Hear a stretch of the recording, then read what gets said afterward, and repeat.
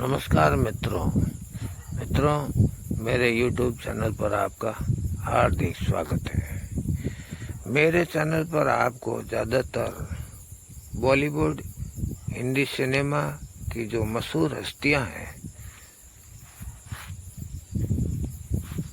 उनके बारे में, उनकी जानकारी के बारे में वीडियो मिलेगा।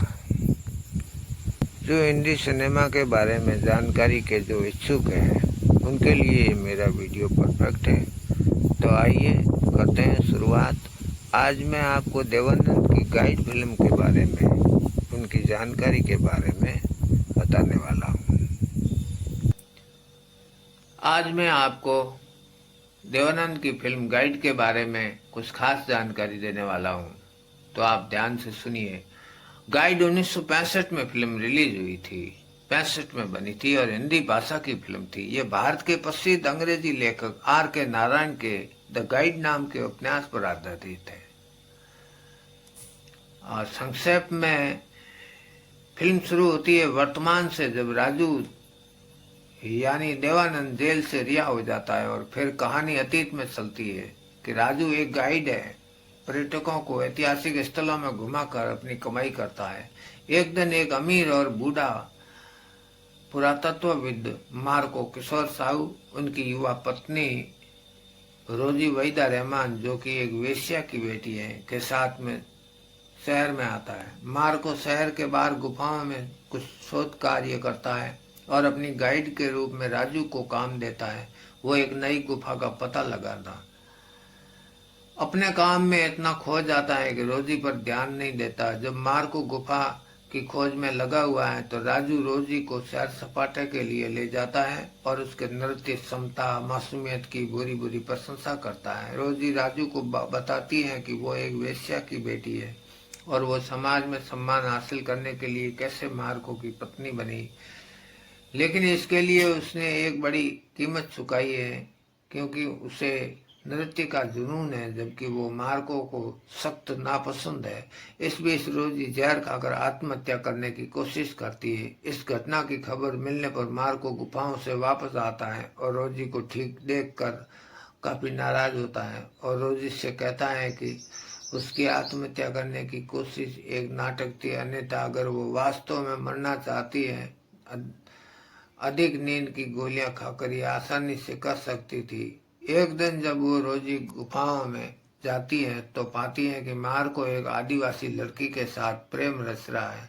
इसको लेकर रोजी और मार्को में काफी कहासुनी होती है। रोजी एक बार फिर आत्महत्या करने की कोशिश करती है और राजू उसे समझाता है कि आत्महत्या करना पाप है, वो अपना सपना पूरा करने के लिए जिंदा रहे। रोजी मार्को से संबंध तोड़ लेती है, लेकिन जब वो उसे सच छुपाने के लिए जगह चाहिए और किसी का सहारा भी, तो उसे राजू देता है। राजू के समुदाय में रोजी को भी वेश्या ही माना जाता है, क्योंकि पुराने जमाने में राजघराने में नाचने वाली वेश्याओं की दृष्टि से देखी जाती थी। राजू की मां लीला चिटनेस और मामा उल्लास उससे आग्रह करते हैं कि रोजी को घर के बाहर निकाल दे, लेकिन राजू मना कर देता है। तो उसकी मां उसे छोड़कर अपने भाई के साथ रहने चली जाती है। उसका मित्र और ड्राइवर गफूर अनवर हुसैन भी रोजी को लेकर उससे किनारा कर लेता है।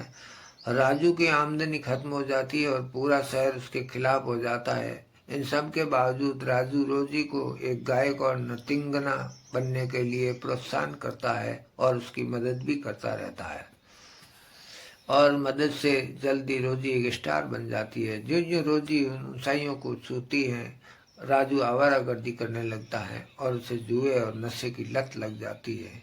अब फिर मार्को वापस आता है। रोजी को वापस जीतने की कोशिश करने के लिए मन से वो रोजी से मिलने आता है, फूलों का गुलदस्ता लाता है। बीच में उससे राजू टकरा जाता है और राजू उसे फूलों का गुलदस्ता ले लेता है। मार्को राजू से कहता है कि रोजी के कुछ गहने हैं जो एक लॉकर में जमा है और उसको निकालने के लिए रोजी के हस्ताक्षर चाहिए। राजू इस आकांक्षा में कि यदि मार्को और रोजी दोबारा मिले तो उससे संबंध फिर न स्थापित हो जाए, लॉकर के पेपरों में रोजी के जाली हस्ताक्षर कर देता है, लेकिन मार्को को रोजी से मिलने नहीं देता है। इस बीच राजू और रोजी के संबंधों में खटास आ जाती है। और जब वो राजू को अपने पास आने से मना कर देती है और कहती है कि अगर राजू उसके करीब आया तो वो बाहर चली जाएगी। इससे पहले दोनों में बहस हुई और रोजी ने मार्को को याद करके कहा कि शायद मार्को ठीक कहता था कि मर्द को औरत की आमदनी में नहीं जीना चाहिए। जवाब में राजू कहता है कि ये रोजी की गलतफहमी है, वो अपने बूते से स्टार बन गई है और अपने स्टार बनाने में राजू का भी बड़ा हाथ है। इस तरह से यह मूवी आगे चलती है।